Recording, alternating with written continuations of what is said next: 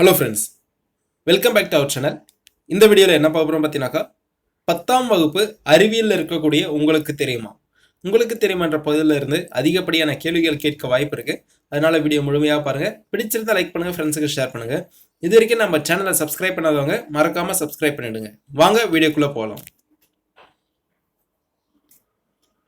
Neurogenic myogenic இதய துடிப்பு. First நியூரோஜெனிக்னா என்னன்னு பார்த்தலாம். நரம்பு தூண்டலினால் நியூரோஜெனிக் இதய துடிப்பு உண்டாகிறது. இத்தூண்டல் இதயத்தின் அருகில் உள்ள நரம்பு முடிச்சினால் தூண்டப்படுகிறது. எடுத்துக்காட்டு வலைதசை புழுக்கள், பெரும்பாலான கணிற்காலிகள். நியூரோஜெனிக்னாக்கா நரம்பு தூண்டலினால் உருவாகுது. எங்கன்னு பார்த்தீங்கன்னா இதயத்தின் அருகில் உள்ள நரம்பு முடிச்சினால் உருவாகக்கூடியது. மயோஜெனிக் இதய துடிப்பானது மாறுபாடு அடைந்த சிறப்புத்தன்மை வாய்ந்த இதய தசை நார்களால் தூண்டப்படுகிறது. எடுத்துக்காட்டு மெல்லுடலிகள், முதுகெலும்பிகள்.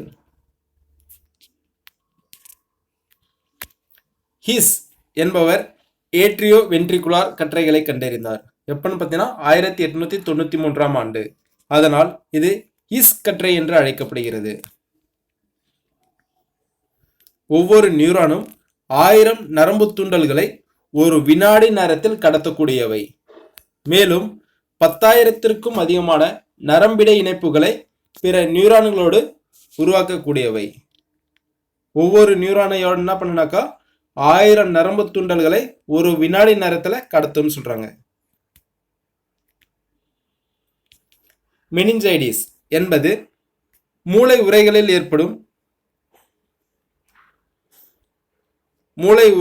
ஏற்படும் வீக்கமாகும். மூளை உறையை சுற்றியுள்ள திரவத்தில் ஏற்படும் நோய் தொற்றால் இந்த வீக்கம் உண்டாகிறது. வைரஸ் மற்றும் பாக்டீரியங்களின் நோய் தொற்று இதற்கு காரணமாகிறது. மனித மூளையின் 60% பகுதியானது கொழுப்பாலானது. நமது மூளையை ஒன்றிணைக்கும் மற்றும் செயல்படும் திறனுக்கு காரணமானவை அத்தியாவசியமான கொழுப்பு அமிலங்கள். இவை நம்மால் உற்பத்தி செய்ய இயலாத காரணத்தால் உணவின் மூலமே பெற முடியும். மீன், பச்சை காய்கறிகள், பாதாம், வாதுமை கொட்டை ஆகியவற்றில் அத்தியாவசியமான கொழுப்பு அமிலங்கள் அதிகம் உள்ளன.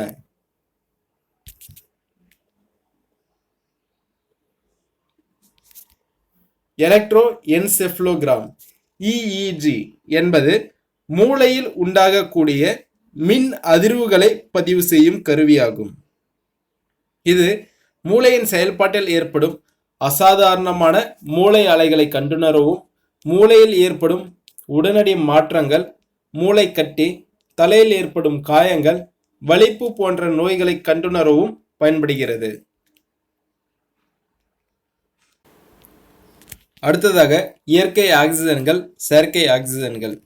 ஃபினைல் அசிட்டிக் அமிலம் PAA மற்றும் இண்டோல் 3 அசிட்டோன் நைட்ரல் IAN ஆகியவை இயற்கை ஆக்சிஜன்களாகும். இண்டோல் 3 பியூட்ரிக் அமிலம் IBA, இண்டோல் புரோபியானிக் அமிலம், நாப்தலின் அசிட்டிக் அமிலம் NAA மற்றும் 2,4,5T அதாவது 2,4,5 ட்ரைக்ளோரோஃபினாக்சி அசிட்டிக் அமிலம் ஆகியவை செயற்கை ஆக்சிஜன்களாகும். நாளமில்லா சுரப்பி மண்டலம் மற்றும் அதன் செயல்பாடுகளை பற்றிய உயிரியல் பிரிவு எண்டோக்ரைனாலஜி எனப்படும். எண்டோக்ரைனாலஜினா என்னன்னு பார்த்தீங்கன்னாக்கா நாளமில்லா சுரப்பி மண்டலம் மற்றும் அதன் செயல்பாடுகளை பற்றிய உயிரியல் பிரிவு. தாமஸ் அடிசன் என்பவர் நாளமில்லா சுரப்பி மண்டலத்தின் தந்தை என குறிப்பிடுகிறார்.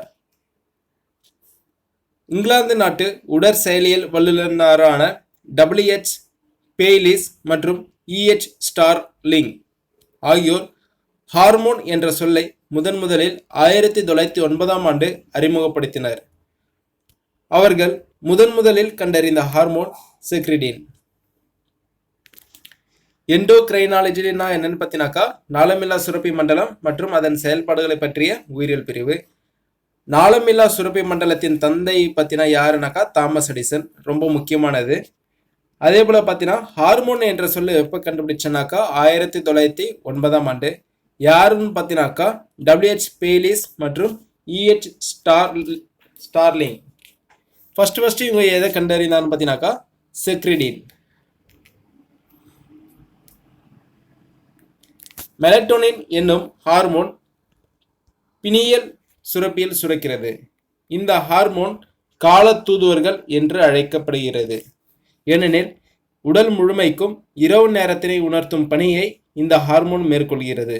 இரவு நேரங்களில் ஒளி, குறிப்பாக குறைந்த அலைநீளம் கொண்ட ஒளிப்படுவதால் மெலட்டோனின் ஹார்மோன் உற்பத்தி குறைகிறது. மெலட்டோனின் உற்பத்தி குறைவதால் இயற்கையான உறக்க நிகழ்ச்சி பாதிக்கப்படுகிறது. இதனால் உண்டாகும் உறக்கமின்மையை காரணமாக வளர்ச்சிதை மாற்ற குறைபாடுகள் ஏற்படுகிறது. காலத்தூதுவர்கள்லாம் யார் பத்தினாக்கா காலத்தூதுவர்கள் ஹார்மோன் பத்தினாக்கா மெலட்டோனின்.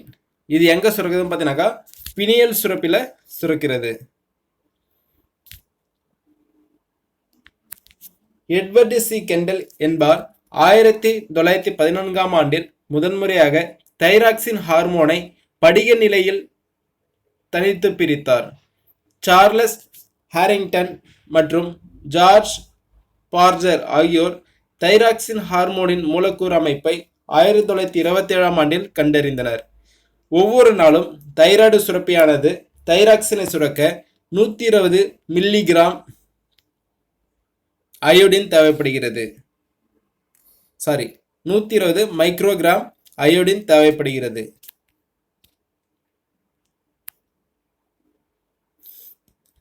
மனித இன்சுலின் ஹார்மோன் 1921ஆம் ஆண்டில் ஃப்ரெட்ரிக் பாண்டிங், சார்லஸ் பெஸ்ட் மற்றும் மெக்லாட் ஆகியோரால் முதலில் கண்டறியப்பட்டது.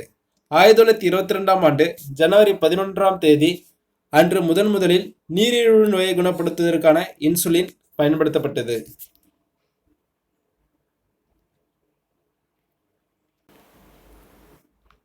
அடுத்ததாக அட்ரினல் கார்டெக்ஸ் சுரக்கும் கார்டிசோல் ஹார்மோன்கள் உடலை உயிர்ப்பு நிலையை வைத்திருக்கவும் மிகுந்த பாதிப்பு மற்றும் மன அழுத்தங்களில் இருந்து மீண்டு வரவும் உதவுகிறது. கார்டிசோல் எதுக்கு பயன்படுத்தினாக்கா உடலை உயிர்ப்பு நிலை வைத்திருக்கும் மிகுந்த பாதிப்பு மற்றும் மன அழுத்தத்திலிருந்து மீண்டு வருவதற்கு உதவுதுன்னு சொல்றாங்க. கார்டிசோல் என்பது உயிர்காக்கும் பணியை மிகுந்த அழுத்த நிலைகளில் மேற்கொள்கிறது. எனவே இது உயிர்காக்கும் ஹார்மோன் என்று அழைக்கப்படுகிறது. உயிர்காக்கும் ஹார்மோன் எதுனாக்கா கார்டிசோல். இது எங்க உருவாதுன்னு பார்த்தீங்கன்னாக்கா அட்ரினல் கார்டெக்ஸ்ல சுரக்குது.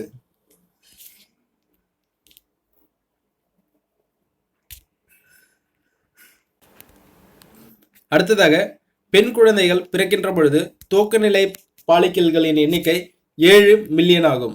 பருவமடையும் பொழுது 60,000 - 70,000 காணப்படுகிறது.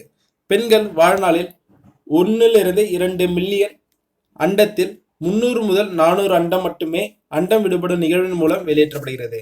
மாறாக ஆண்களின் வாழ்நாளில் 500 பில்லியன் விந்தணுக்கள் வெளியேற்றுகின்றன. தேங்க்யூ ஃபார் வாட்சிங். வீடியோ பிடிச்சிருந்தா லைக் பண்ணுங்க, ஃப்ரெண்ட்ஸுக்கு ஷேர் பண்ணுங்க. இது வரைக்கும் நம்ம சேனலை சப்ஸ்கிரைப் பண்ணாதவங்க மறக்காம சப்ஸ்கிரைப் பண்ணிடுங்க. நன்றி.